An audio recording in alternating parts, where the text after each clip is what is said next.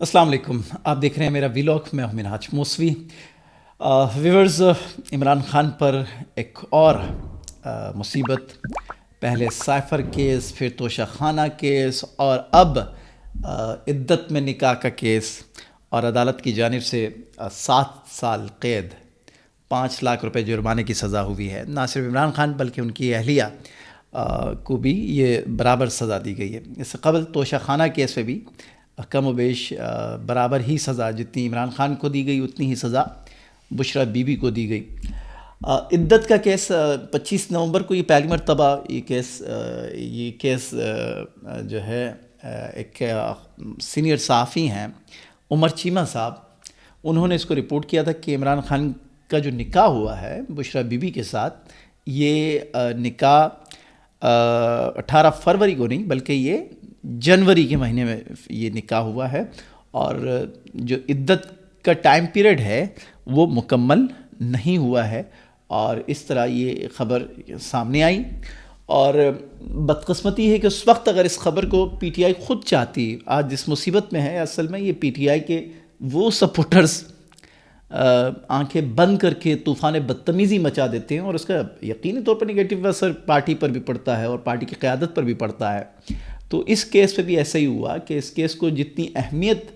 P T I کی طرف سے دی گئی اتنی اہمیت تو حکومت نے بھی نہیں سوچا تھا کہ اس کیس کی اتنی اہمیت ہو سکتی ہے۔ ان کے سیاسی مخالفین نے بھی یہ نہیں سوچا تھا کہ عمران خان کے اس کیس کی اتنی یہ کیس اتنا اہمیت حاصل کر لے گا اور اس کا سیاسی فائدہ وہ اٹھا سکتے ہیں۔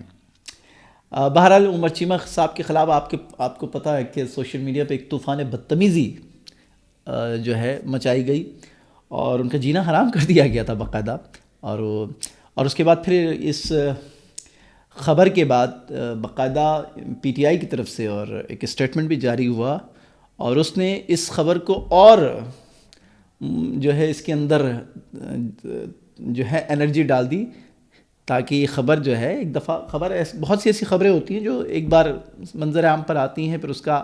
اثر کچھ زیادہ دیر نہیں رہتا ہے، اور وہ اس طرح اپنی جو ہے تاثیر کھو دیتا ہے اور وہ تاریخ کا حصہ بن جاتا ہے۔ لیکن یہاں بدقسمتی پی ٹی آئی کی اپنی ہے، اپنے لیے خود انہوں نے یہ گڑھا کھودا کہ اس پر پھر پی ٹی آئی کا رد عمل ابھی آیا، اور ایک اسٹیٹمنٹ جاری کیا کہ نہیں جناب، جو نکاح ہے وہ 18 فروری ہی کو ہوا ہے۔ اس کے بعد بہت عرصے تک سوشل میڈیا پہ یہ خبر جو ہے ڈسکس ہوتی رہی، اور پھر ایک جو ہے گیم چینج ہوا، حکومت چلی گئی پی ٹی آئی کی، اور پی ٹی آئی عطاب کا شکار رہی، تو پھر ایک گھرا جو ہے وہ کھلنا شروع ہوا، اور پہلے توشہ خانہ کیس نے بہت ہائپ لیا، پھر اس کے بعد سائفر کیس بہت زیادہ پیک پہ چلا گیا، اور اسی دوران پھر اس کیس کو بھی اہمیت حاصل ہو گئی، اور آج عدالت نے اس کیس پر فیصلہ گو کہ ابھی مختصر فیصلہ سنایا، اور اس میں انہوں نے فیصلے میں یہ کہا کہ یہ غیر شرعی نکاح ہے، اور 7 سال قید اور 5 لاکھ روپے بشریٰ بی بی اور عمران خان صاحب کو جو ہے سزا سنائی گئی ہے۔ یہ عدالت میں ایک پرائیویٹ شہری کی طرف سے، ایک عام شہری کی طرف سے یہ کیس دائر ہوا تھا۔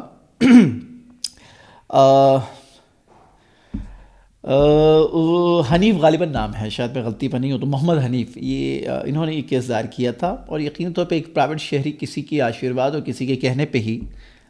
وہ اس قسم کے اسٹنٹ کھیلتے ہیں، اور یہ پریشر کریٹ کرنے کے لیے ایک تھرڈ پارٹی کو ہائر کیا جاتا ہے، جس نے بھی کیا ہے۔ یہ محمد حنیف نامی شہری ہیں، اور انہوں نے درخواست دائر کر دی کہ جناب یہ جو نکاح ہے وہ عدت مکمل ہونے سے پہلے نکاح ہوا ہے، اور اس کو نکاح پر نکاح قرار دیا جائے۔ بہت عرصے تک پھر اس کیس کو التوا کا شکار رکھا گیا، لیکن چند مہینوں میں اس میں بڑی تیزی آ گئی، اور بالآخر جج قدرت اللہ صاحب نے آج اس کیس کو جو ہے منطقی انجام تک پہنچایا، اور عمران خان کا یہ دعویٰ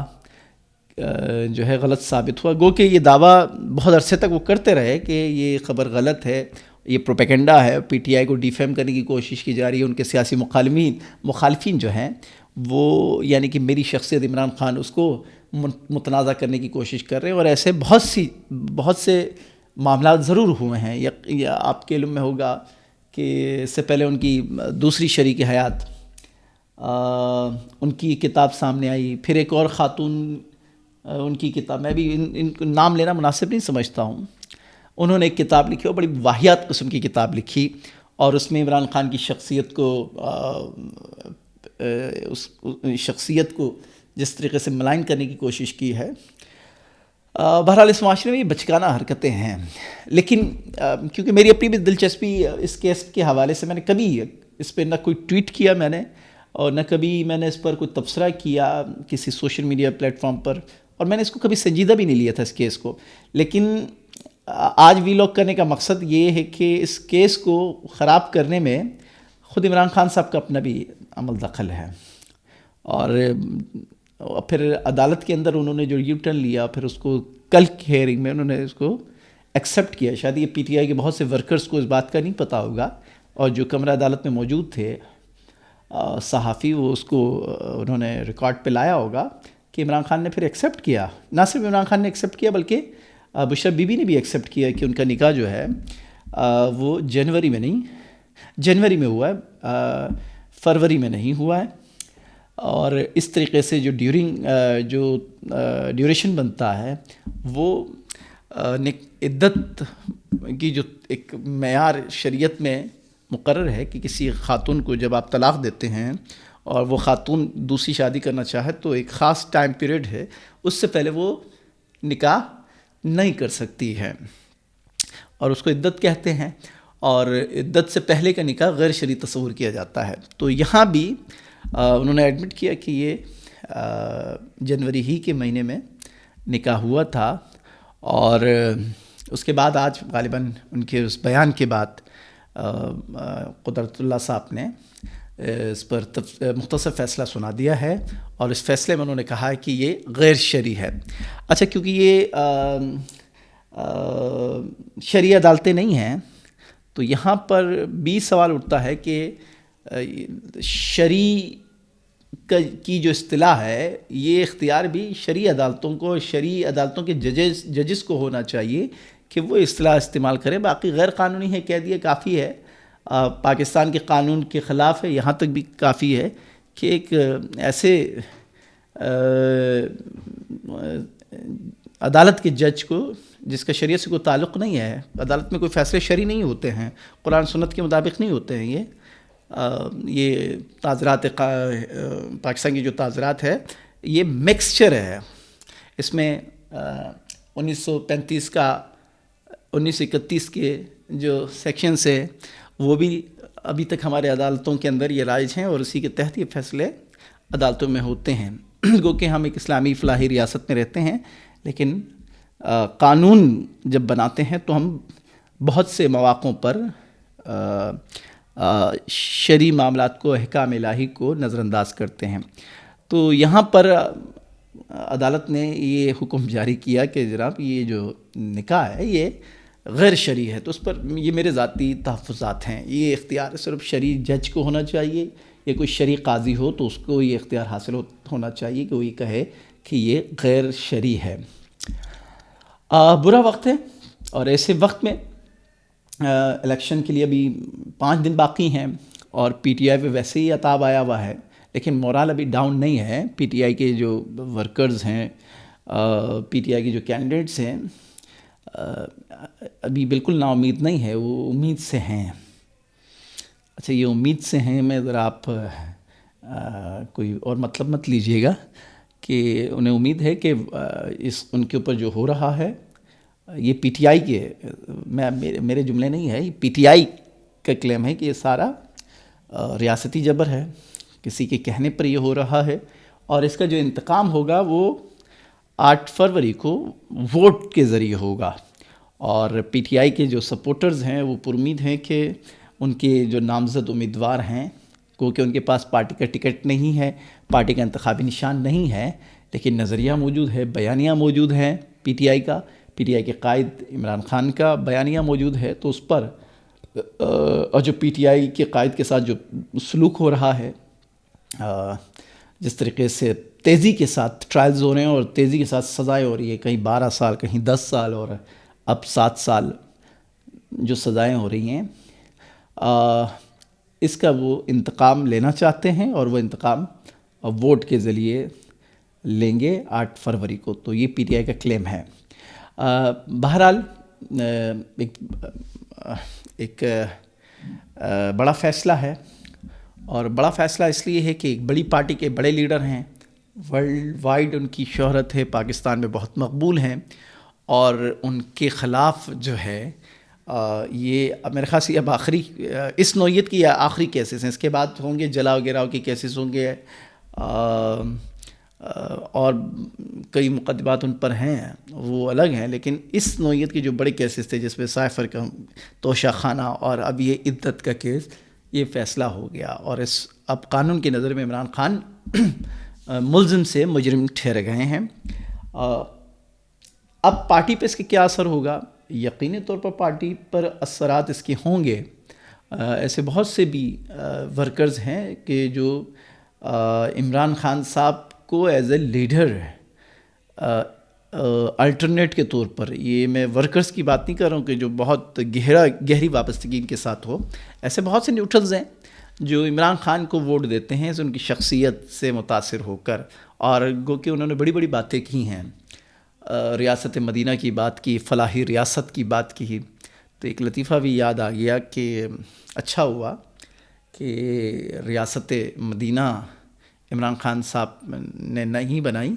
اگر اس وقت ریاست مدینہ کا تصور ہوتا اور قانون ریاست مدینہ والے ہوتے،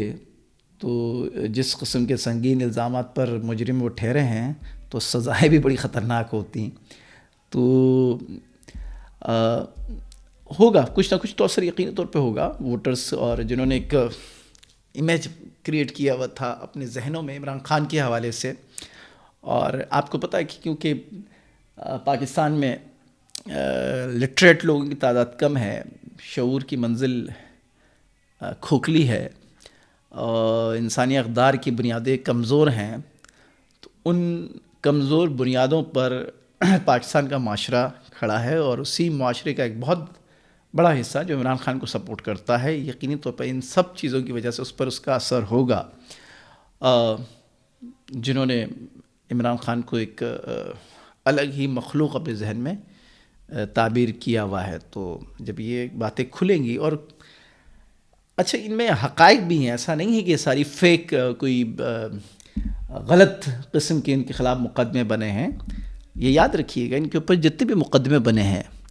یہ سارے مقدمے صحیح ہیں، لیکن اس کی ٹائمنگ غلط ہے. یہ کہہ سکتے ہیں ہم، یہ ٹائمنگ غلط ہے. اور وہ ٹائمنگ کیا ہے کہ ایسے موقع پر کہ پی ٹی آئی کو ڈی فیم کرنا، پی ٹی آئی کو اقتدار سے الگ رکھنا، سیاسی عمل سے دور رکھنے کے لیے یہ استعمال کیے جا رہے ہیں. یہ کیسز ٹھیک ہے اپنی جگہ، یہ سارا ایسا ہے کہ آن گراؤنڈ یہ ساری چیزیں ہوئی ہیں. سائفر کا معاملہ آن گراؤنڈ ہے، توشہ خانہ ایڈمٹ کیا عمران خان صاحب نے، اس کا جو پروسیس ہے وہ اس میں اس کو فالو نہیں کیا گیا، جو پروٹوکول ہے اس کو فالو نہیں کیا گیا. پھر یہ عدت کا معاملہ ہے، یہ بھی جینون ہے. انہوں نے خان صاحب نے خود کمرہ عدالت میں ایڈمٹ کیا کل جب وہ پیش ہوئے تھے، اور آج بھی وہ عدالت میں موجود تھے جب ان کو یہ فیصلہ سنایا جا رہا تھا. بہرحال ہم ذاتی طور پر جو ہے کہ اس کی جو ٹائمنگ ہے اس میں بدنیتی ہے، اس کو ہم کس طریقے سے سپورٹ نہیں کرتے ہیں. آپ کسی پر جو کیسز بنے ہیں اس کو اپنے مقاصد کے لیے استعمال کریں گے تو اس کو بدنیتی کہا جائے گا، اور بدنیتی پر مبنی اقدامات شکوک و شبہات پیدا کرتے ہیں.